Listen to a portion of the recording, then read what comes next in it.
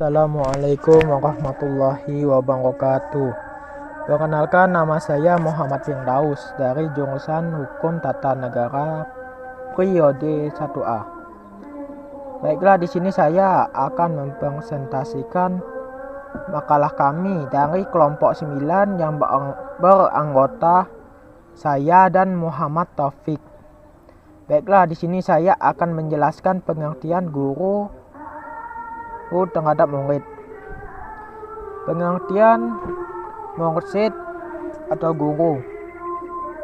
Pengertian mursyid adalah istilah atau sebutan syekh dalam suatu tarekat.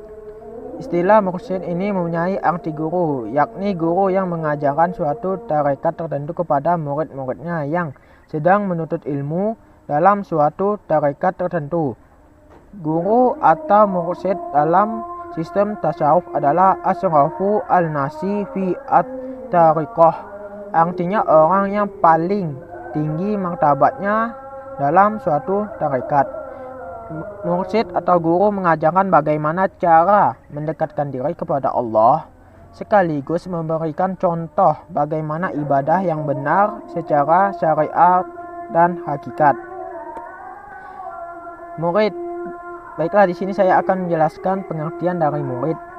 Pengertian murid secara etimologi artinya orang yang berkehendak, berkemauan dan mempunyai cita-cita.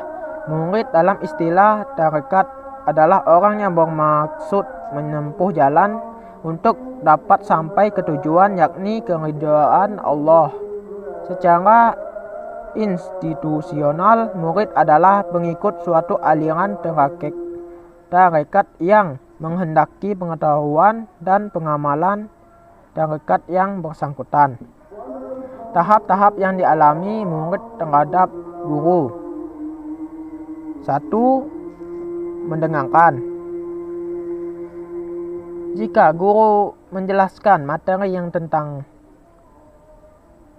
agama, itu kita mendengarkan. Lalu yang kedua, memahami. Jika guru tersebut menjelaskan lalu kita mendengarkan, otomatis kita memahami, insyaallah. Lalu yang ketiga, mengetahui. Jika kita sudah mendengar, memahami, insyaallah kita akan mengetahui apa-apa aja yang dijelaskan oleh guru tersebut.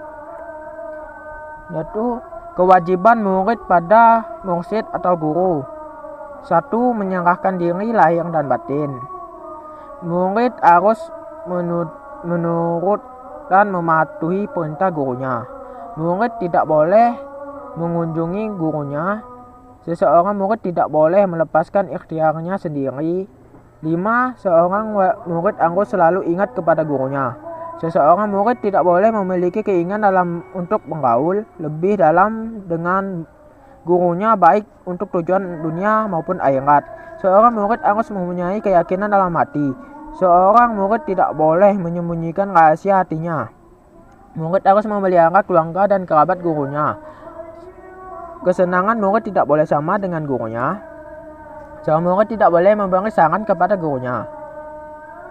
Seorang murid tidak boleh memandang kekurangan gurunya. Seorang murid harus rela memberikan sebagian hartanya. Seseorang murid tidak boleh bergaul dengan orang yang dibenci gurunya. Seseorang murid tidak boleh melakukan sesuatu yang dibenci gurunya. Seseorang murid tidak boleh iri kepada murid lainnya. Segala sesuatu yang menyangkut pribadinya harus mendapat. Baiklah, kriteria mursyid atau guru. 1. Seorang guru atau mursyid haruslah seorang alim. 2. Seorang mursyid atau guru haruslah arif.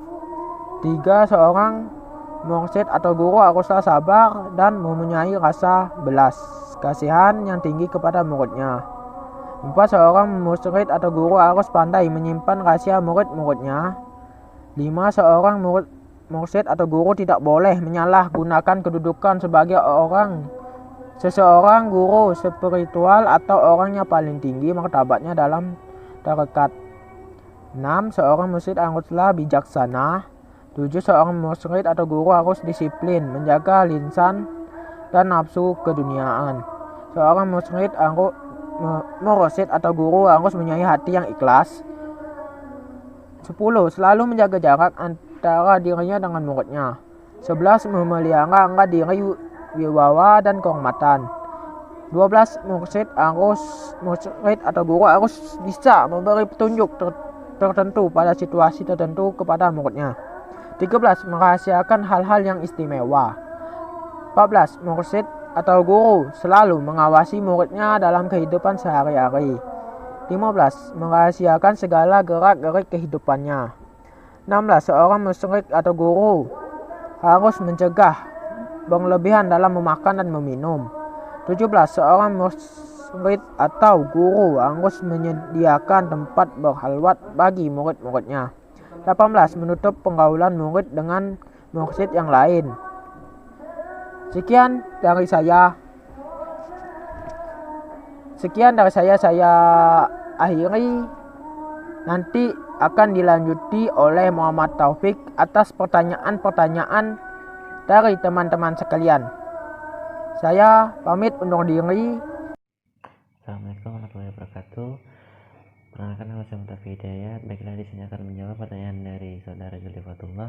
Yang pertama yaitu, kenapa mursyid harus menyediakan tempat berkhalwat bagi murid-muridnya? Untuk jawabannya, tujuan disediakan tempat berkhalwat dalam agama Islam ialah untuk menyepi atau bisa disebut dengan mengasingkan diri, untuk menenangkan pikiran dan semacamnya, antara lain yaitu untuk bertafakur dan untuk melaksanakan ibadah supaya lebih khusyuk dalam melaksanakannya. Untuk pertanyaan kedua yaitu pertanyaan dari Ananda Sapitri, dalam hukum Islam, hukum apa saja yang pantas untuk seorang murid yang bersikap kurang sopan terhadap gurunya? Untuk jawabannya, yang pertama, buat peringatan non verbal. Yang kedua, dengarkan secara aktif. Yang ketiga, upaya murid tidak mendominasikan.